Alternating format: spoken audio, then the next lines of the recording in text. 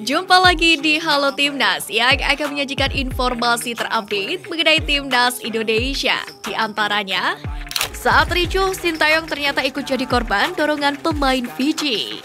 Sintayong ingin bicara banyak dengan kepengurusan PSSI yang baru. Klasemen turnamen mini Timnas Indonesia U20 dipepet Guatemala.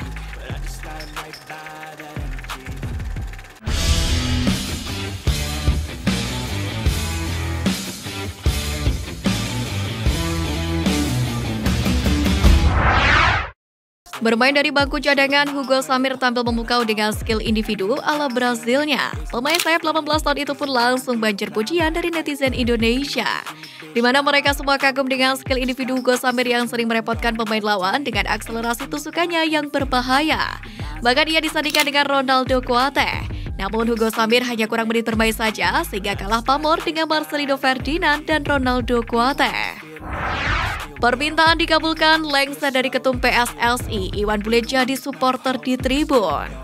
Muhammad Iryawan sudah lengser dari kursi Ketua Umum PSSI. Meski begitu, pria yang akrab disapa Iwan Bule ini tetap menyempatkan waktu untuk menyaksikan pertandingan Timnas Indonesia U20 di Stadion Utama Gelora Bung Karno.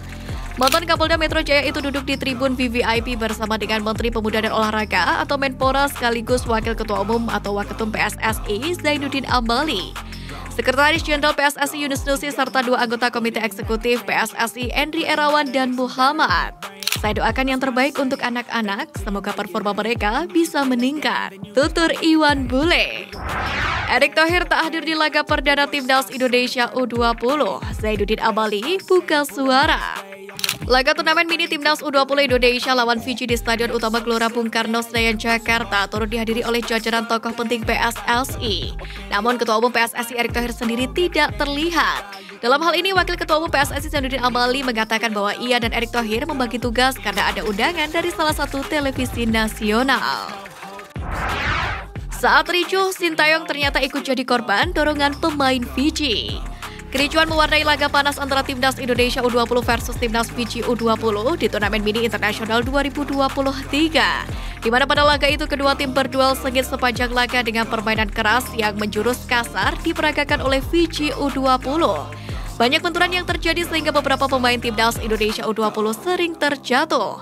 Alhasil official dan pemain cadangan kedua tim pun turun ke lapangan karena tak terima pemainnya diperlakukan seperti itu. Bahkan Sintayong pun berani turun tangan demi membela anak asuhnya itu.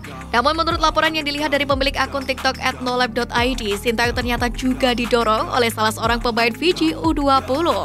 Dia dengan berani mendorong badan dari pelatih asal Korea Selatan itu setelah keduanya terlibat adu mulut.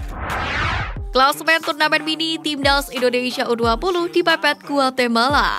Turnamen mini internasional yang digelar Indonesia untuk persiapan Piala Asia U20 dan Piala Dunia U20 2023 ini diikuti oleh 4 tim. Selain Indonesia dan Fiji, ada Selandia Baru dan Guatemala. Di hari pertama turnamen mini internasional di Jakarta telah berakhir dan Timnas Indonesia U20 memimpin klasemen.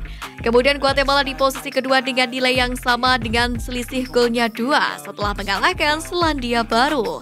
Sementara itu Selandia Baru dan Fiji masing-masing di urutan ketiga dan keempat. Kabar baik, pemain abroad mulai merapat ke Timnas Indonesia U20. Sedikit demi sedikit, skuad Timnas U20 Indonesia mulai lengkap sebelum tampil di Piala Asia U20 2023. Terbaru Ronaldo Kuate akhirnya tiba di tanah air dan bergabung bersama dengan Timnas Indonesia U20. Bahkan Ronaldo pun tampak hadir saat Timnas U20 Indonesia menang 4-0 atas Fiji dalam laga turnamen mini internasional di SUGBK Jakarta pada Jumat malam. Dengan demikian, tinggal 2 pemain lagi yang belum bergabung ke Timnas Indonesia U20. Pertama adalah Marcelino Ferdinand yang sedang berada di Belgia karena dikontrak oleh KMSK Deinze. Lalu yang kedua adalah Muhammad Ferrari yang masih bersama Persija Jakarta. PPK GBK beri komitmen untuk Timnas Indonesia. Diungkapkan oleh PPK GBK dalam akun Instagram resmi mereka bahwa GBK memberi ruang Timnas Indonesia U20 main di Stadion Utama Gelora Bung Karno.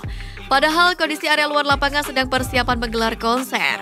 Akan tetapi dalam pelaksanaannya, Timnas U20 tak bisa secara langsung didukung oleh masyarakat Indonesia di stadion.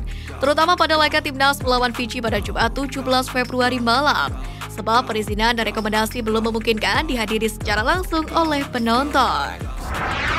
Wakil Ketua Umum PSSI Zainuddin Amali berbicara terkait target untuk Timnas U20 Indonesia di Piala Asia U20 2023. Pria yang juga menjabat sebagai Menpora itu hanya berharap tim asuhan Sintayong dapat bermain bagus di ajang tersebut. Meski begitu, Zainuddin Amali tetap berpesan agar Timnas U20 Indonesia dapat mendapatkan hasil yang maksimal.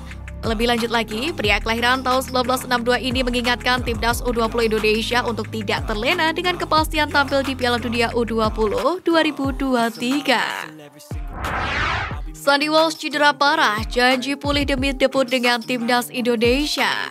Di Liga Belgia, Sandy Walsh sudah tampil dalam 23 pertandingan dan hanya melewatkan 3 laga bersama tim yang bermarkas di Alfa Stadion ini. Hal ini tentu menjadi tanda bahwa Sandy merupakan pemain penting bagi klubnya. Terkait absennya, Sandy Walsh akhirnya buka suara terkait cedera yang dialami. Dia mengaku mengalami cedera saat timnya bertanding melawan PSV Zulte Waregem di ajang Piala Belgia 2023 pada Kamis 2 Februari lalu. Sandy pada leg semifinal laga pertama tersebut harus ditarik keluar pada menit ke-69 sebelum digantikan oleh Janus van Hegge. Menjalani recovery, Sandy Walsh berharap akan segera pulih. Apalagi dia akan segera debut bersama skuad Garuda di ajang FIFA Matchday yang akan digelar pada 20 hingga 28 Maret. Menariknya, Sandy juga sudah tidak sabar untuk debut bersama Timnas Indonesia. Kabar terbaru muncul terkait agenda FIFA Matchday bulan Maret 2023, di mana Timnas Indonesia tidak jadi melakoni laga uji coba melawan Tajikistan di agenda tersebut. Informasi itu diketahui dari laman Twitter Federasi Sepak Bola Tajikistan, di mana akun itu mengkonfirmasi lawan Tajikistan di agenda FIFA Matchday pada Maret mendatang. Menariknya, Indonesia tidak tercantum dalam pengumuman itu. Akun tersebut mengkonfirmasi bahwa Timnas Tajikistan akan melakoni laga persahabatan melawan UEA dan Kuwait di FIFA Matchday Maret mendatang.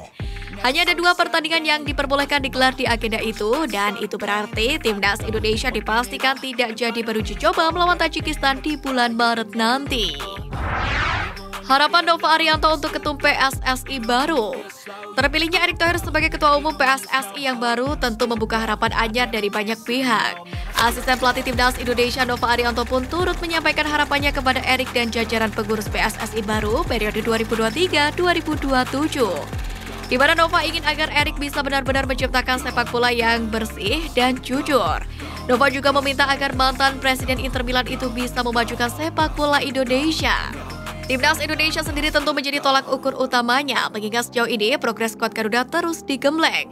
Namun belum ada trofi yang didapat oleh Timnas Indonesia senior saat ini. Terhentinya Liga 1 2022-2023 selama 2 bulan akibat tragedi Kanjuruhan menjadi alasan terbesarnya. Hal inilah yang dirasa membuat kualitas pemain Timnas Indonesia juga ikut menurun. Sintayong ingin bicara banyak dengan kepengurusan PSSI yang baru. Atas terpilihnya kepengurusan baru di PSSI untuk periode 2023-2027, pelatih Timnas Indonesia Sintayong punya harapan tersendiri, di mana ia ingin bercerita banyak dengan para pengurus baru saat ini terkait perkembangan Timnas Indonesia. Belum diketahui secara pasti kapan Sintayong akan berdiskusi dengan jajaran pengurus PSSI saat ini. Namun, pertemuan itu diharapkan segera terlaksana, sebab Sintayong disibukkan dengan aktivitas mengasuh Timnas Indonesia U20 jelang Piala Asia U20 2023. Yang mana ajang itu akan berlangsung pada 1 hingga 18 Maret 2023 di Uzbekistan. Ferrari tak kunjung merapat, Sintayong sebut Persija tak adil. Sintayong memanggil bek muda Persija Muhammad Ferrari untuk bergabung di Timnas Indonesia U20. Akan tetapi, Ferrari belum juga bergabung hingga laga Indonesia versus Fiji rampung pada Jumat 12 Februari. Pelatih Timnas Indonesia U20 Sintayong pun lantas kembali menyindir Persija Jakarta dengan menyebut tak adil lantaran klub Liga 1 yang lainnya bersedia untuk melepas pemainnya namun tidak dengan Persija. Tim ibu kota sendiri sejatinya sudah berdiskusi dengan PSSI soal banyaknya pemain mereka yang dipanggil Sintayong. Namun pelatih mereka Thomas Doll tetap merasa terganggu jika banyak pemainnya dipanggil oleh Timnas Indonesia.